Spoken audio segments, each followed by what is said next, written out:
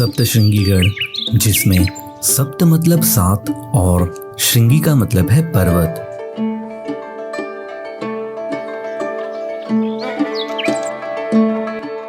यानी इन सात पर्वतों के बीच बसा हुआ है ये मंदिर, इसीलिए इसे सप्तशृंगी माता मंदिर कहते हैं। सप्तशृंगी माता माँ दुर्गा का ही एक रूप है और माँ दुर्गा ने इसी जगह पर महिषासुर का संहार किया था। माँ दुर्गा को समर्पित ये मंदिर भारत के 51 शक्तिपीठों में से एक है, जहाँ दुनिया भर से लोग माता के दर्शन करने आते हैं। महाराष्ट्र में 3.5 शक्तिपीठ है, जिनमें से सप्तशृंगी माता भी एक अर्ध शक्तिपीठ है। कहा जाता है कि यह माता सती की दाहिनी भुजागिरी थी और ऐसा माना जाता है कि इस मंदिर में माता रानी के दर्शन कर लेने मात्र से ही भक्तों की सारी मनोकामनाएं पूरी हो जाती है। नमस्कार दोस्तों, आज मैं आपको लेके जाने वाला हूँ सप्तशृंगी माता मंदिर, जो महाराष्ट्र के नासिक से 65 किलोमीटर दूर वनी नाम के एक गांव में तकरीबन 4000 फीट की हाइट पर लोकेटेड है। और इसी के साथ इस वीडियो में मैं आपको सप्तशृंगी माता मंदिर यात्रा से जुड़ी सभी डिटेल्ड इंफॉर्मेशन देने वाला हूँ, जैसे कि आप सप्तशृंगी माता मंदिर कैसे पहुँच सकते हैं, आपको यहाँ आकर स्टे कहाँ करना चाहिए, मंदिर के शिखर तक आप कैसे पहुँच सकते हैं और किस प्रकार हमने इन माउंटेन्स को कुछ वापस दिया।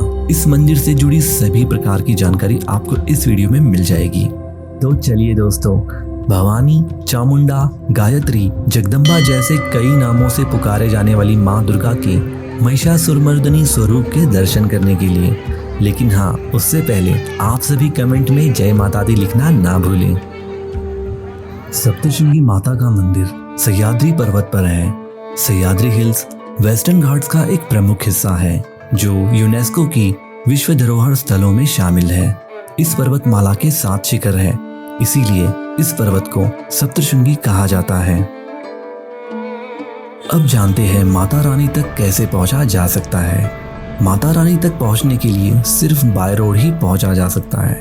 अगर आप बाय ट्रेन आ रहे हैं तो nearest railway station Nashik road है और इसी के पास के ओल्ड CBS बस स्टैंड से आपको सप्तशृंगी गढ़ के लिए डायरेक्ट बसेस मिल जाएगी। आप यहां से इलेक्ट्रिक बस के माध्यम से भी डायरेक्टली सप्तशृंगी गढ़ तक पहुंच सकते हैं, जिसका टिकट 190 रुपीज होता है और मात्र 1.5 से 2 घंटे में आप सप्तशृंगी गढ़ तक पहुंच जाएंगे। ये बसेस सुबह 5 बजे से चालू हो जाती है।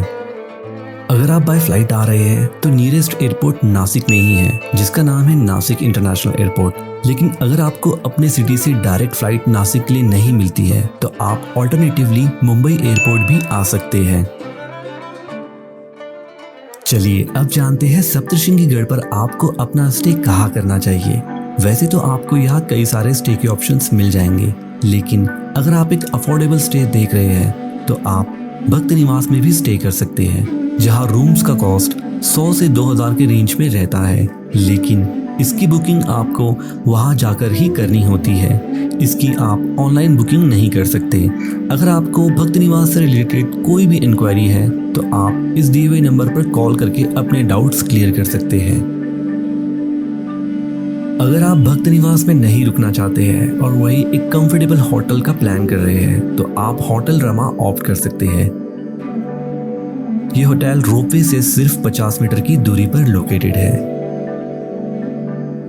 इनके स्पेशियस रूम्स, टाइमली सर्विस मुझे काफी अच्छी लगी और मैं मेरी फैमिली के साथ में यहीं पर रुका था। फैमिली और ग्रुप्स में आए हुए भक्तों के लिए एक बेस्ट ऑप्शन है। आप अपनी बुकिंग इस नंबर पर कॉल करके एडवांस में करा सकते हैं। चलिए अब जानते हैं सप्तशृंगी माता मंदिर के शिखर तक आप कैसे पहुंच सकते हैं। मंदिर तक पहुंचने के लिए 2 तरीके हैं। पहला, आप सीढ़ियां चढ़ के जा सकते हैं और दूसरा रोपवे के थ्रू।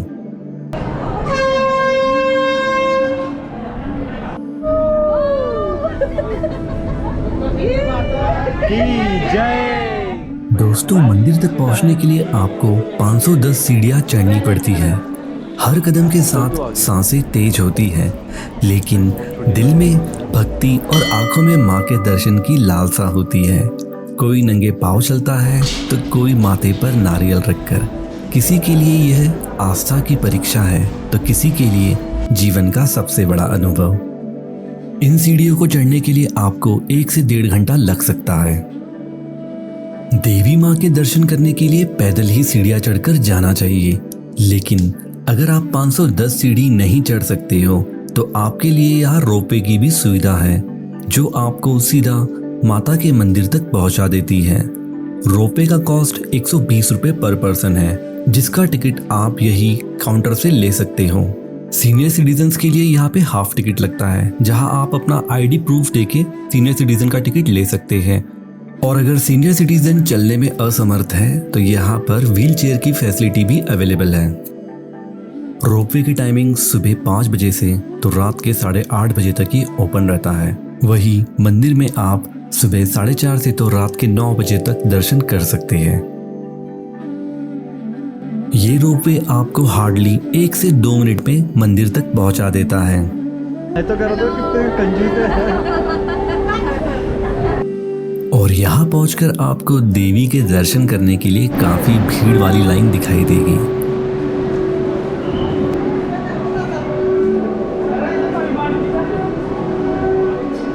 अगर आपको फास्ट दर्शन करने हैं तो आप VIP पास ले सकते हैं, जो आपको इनकी ऑनलाइन वेबसाइट से या मंदिर पर ऊपर पहुंचकर भी मिल सकती है।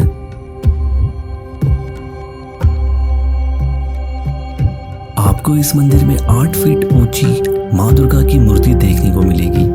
ये मूर्ति माँ दुर्गा के रौद्र रूप को दर्शाती है। इस मूर्ति को लेकर ऐसी मान्यता है कि ये मूर्ति खुद ही इस पर्वत पर प्रकट हो गई थी। माँ दुर्गा की ये मूर्ति काफी देवीय है, जो चैत्र नवरात्रि में प्रसन्न मुद्रा में दिखाई देती है और अश्व नवरात्रि में ये काफी गंभीर हो जाती है। माँ दुर्गा की ये स्वयंभू मूर्ति सिंदूर से पूरी तरह से कवर्ड रहती है। आप देख सकते हैं कि इस मूर्ति में 18 भुजाएं हैं और हर भुजा में एक अस्त्र है। माता रानी की ये मूर्ति महिला सशक्तिकरण का भी एक बहुत ही बेहतरीन उदाहरण है। ये इस बात का भी प्रतीक है, भारतीय संस्कृति महिला सशक्तिकरण को लेकर हमेशा से जागरूक रही है। हमारे देश में महिलाओं को देवी के समान पूजने की परंपरा सदियों से चली आ रही है। हमारे ग्रंथों में भी लिखा है, जहाँ नारियों की पूजा की जाती है वहाँ देवता निवास करते हैं। मंदिर में माता रानी के दर्शन करने के बाद मन काफी प्रसन्न हो गया था। जब आस हो ना ही कोई पास हो, दिल में बस दुख और पीड़ा का वास हो, तो चले आना उस दर पर जिस पर आपका विश्वास हो।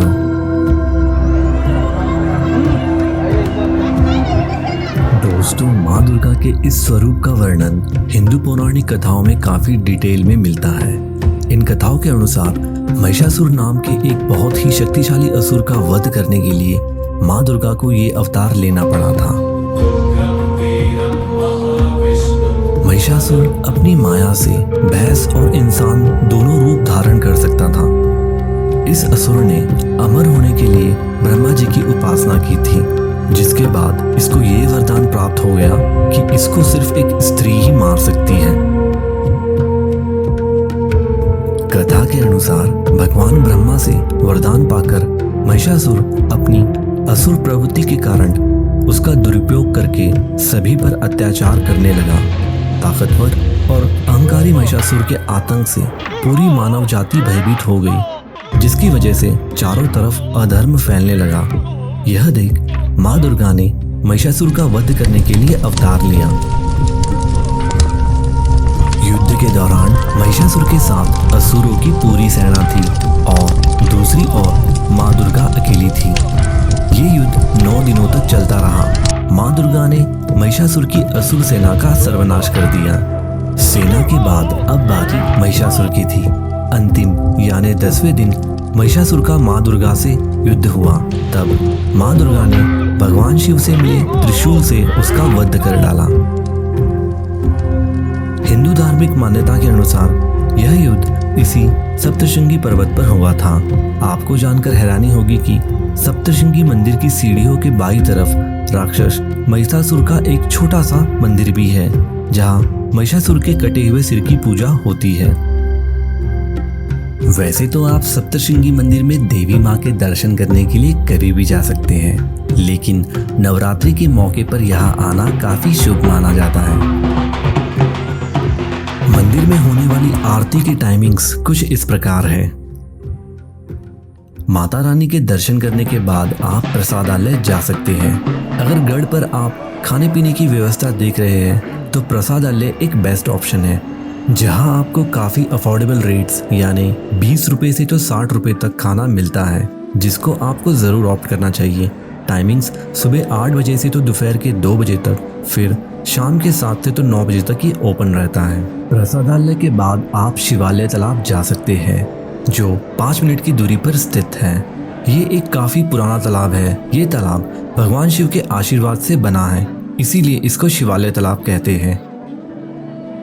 पौराणिक कथाओं के अनुसार भगवान शिव ने यहीं पर माता दुर्गा को शक्ति दी थी, जिसकी वजह से यहाँ इतनी एनर्जी पैदा हुई कि जल स्रोत बन गया।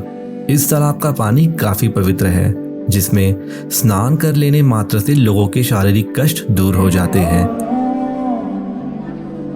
शिवालय तालाब का इतिहास महाभारत काल से भी जुड़ा हुआ है। ऐसा माना जाता है कि पांडवों ने अपने वनवास के दौरान यहाँ माता के दर्शन करने आए थे और माता के दर्शन करने के बाद उन्होंने इसी तालाब में स्नान करके शिव जी की तपस्या की थी।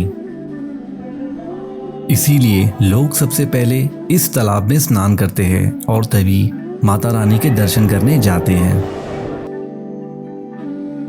और दोस्तों, शिवालय कुंड के आगे जाकर हमें यहाँ कई सारा कचरा दिखाई दिया, तो सोचा क्यों ना माता रानी के इस दरबार पर इतने अच्छे परिसर को कुछ वापस दिया जाए। तो बस मैं और मेरे परिवार वाले लग पड़े यहाँ का कचरा साफ करने। बॉटल देगी तो उठा लेना। आशा करता हूँ आप सभी एक जिम्मेदार नागरिक हैं, जो ऐसी सुंदर लोकेशन पर अपना कचरा यहाँ वहाँ न फेंक कर बल्कि उसको उसकी राइट लोकेशन यानी डस्टबिन में ही डंप करते हैं। हमने यहाँ से ये ट्रैश कलेक्ट किया और इसको इसकी राइट लोकेशन पर डंप किया। इस लोकेशन से आप एक खूबसूरत पर्वत देख सकते हैं, जिसका नाम है मार्कंडेय पर्वत। ये वही पर्वत है जहां पर ऋषि मार्कंडेय ने तपस्या की थी। पौराणिक कथाओं के अनुसार ऋषि मार्कंडेय भगवान शिव के भक्त थे, जो सप्तशृंगी माता को श्लोक और वेद पुराण पढ़कर सुनाया करते थे।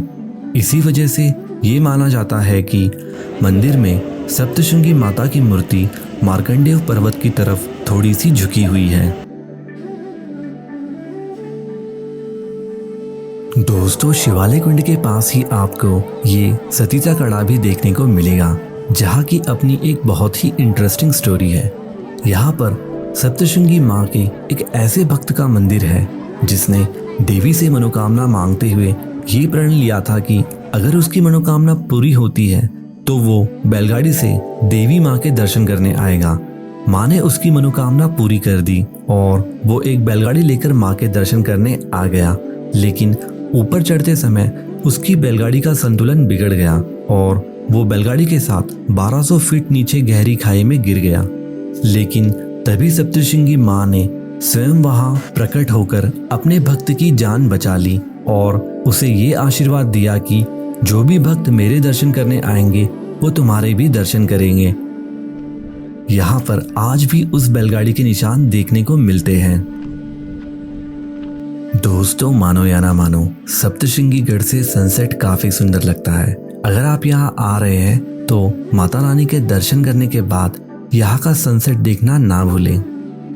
सप्तशृंगी गढ़ की ऊंचाइयां, जहाँ बसी है माँ की छाया, 7 शिखरों का दिव्य श्रृंगार, धूप छूती पर्वत की दीवार, हवाएं गाती भक्ति के गीत, वादियां देती श्रद्धा की प्रीत, सूरज भी यहाँ शीश झुकाए, माँ के चरणों में प्रकाश बरसाए। दोस्तों, अगर आप सेम डे दर्शन करने के बाद वापस जाना चाहते हो तो लास्ट बस यहाँ की रात के 10 बजे रहती है, जो आपको नासिक लेके जाती है। आशा करता हूँ इस वीडियो को पूरा देखने के बाद आपको सप्तशृंगी माता मंदिर की यात्रा के बारे में डिटेल इंफॉर्मेशन मिल गई होगी। वही अगर आप माता वैष्णो देवी जाने का प्लान बना रहे हो तो आप मेरी इसी प्रकार वैष्णो देवी की डिटेल इंफॉर्मेटिव वीडियो यहाँ इस लिंक पर क्लिक करके देख सकते हो। ऐसे ही इंफॉर्मेटिव वीडियोस देखने के लिए वीडियो को लाइक और हमारे चैनल को सब्सक्राइब करना ना भूलें। जल्द ही मिलते हैं अगली वीडियो में, तब तक के लिए बाय बाय।